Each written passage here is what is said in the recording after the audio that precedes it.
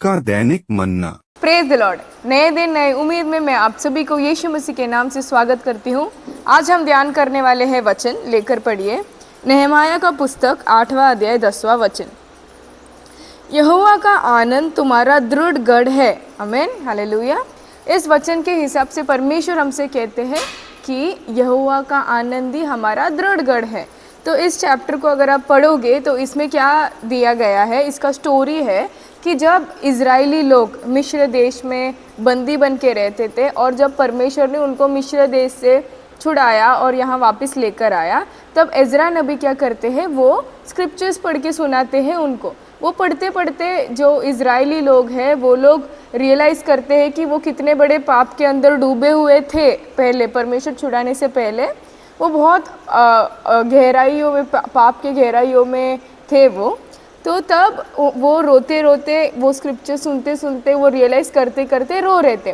तब नहम्याह नबी जो है वो उठकर कहते हैं कि 10वें अध्याय में, फिर उसने उनसे कहा कि जा और चिकना चिकना भोजन करो और मीठा मीठा रस पियो, और जिनके लिए कुछ तैयार नहीं हुआ उनके पास बैना भेजो, क्योंकि आज का दिन हमारे प्रभु के लिए पवित्र है। क्योंकि वो पहला दिन था जब वो मिस्र देश से बचकर आए थे। और उदास मत रहो, क्योंकि यहोवा का आनंद ही तुम्हारा दृढ़ गढ़ है। तो इसमें नहम्याह नबी ने क्या कहा है कि एक बार अगर परमेश्वर ने हमें वो पाप से छुड़ा लिया, जैसे इज़राइली लोग मिस्र से, इज़राइट्स इजिप्ट से बचकर आए थे वापस पाप से, तो परमेश्वर ने उनके पाप को धो दिया था कंप्लीटली उनसे। तो क्या कहता है परमेश्वर यशायाह के पुस्तक में, यशायाह के पुस्तक में परमेश्वर कहता है कि जो पाप से हमें परमेश्वर धोते हैं, ईस्ट और वेस्ट के बीच में जितना डिस्टेंस होता है, इतना डिस्टेंस के दूरी में हमारे पाप को हमसे निकाल देते हैं परमेश्वर। तो मेरे प्यारे परमेश्वर की प्रजा, जो आप यहाँ सुन रहे हो हमारे बातों को अभी, तो इसमें परमेश्वर क्या कहते हैं कि अगर आपको परमेश्वर ने पाप से छुड़ा लिया है तो आप वापस उसको सोचकर रोने का ज़रूरत नहीं है, क्योंकि ईस्ट और वेस्ट के बीच में जितना डिस्टेंस है, उतना डिस्टेंस में परमेश्वर ने आपको, आपके पापों को आपसे दूर कर दिया है। और परमेश्वर क्या कहते हैं कि पाप दूर होने के बाद अगर आप परमेश्वर के अंदर रहोगे, तो यशायाह की पुस्तक में ही 58 चैप्टर में 11वें वर्स में परमेश्वर ने कहा है कि आप एक ऐसे पानी के सोते के समान होगे जो कभी सूखेगा नहीं, क्योंकि परमेश्वर आपका रखवाला होगा, परमेश्वर आपका ध्यान रखेगा, परमेश्वर आपसे प्रेम करेंगे।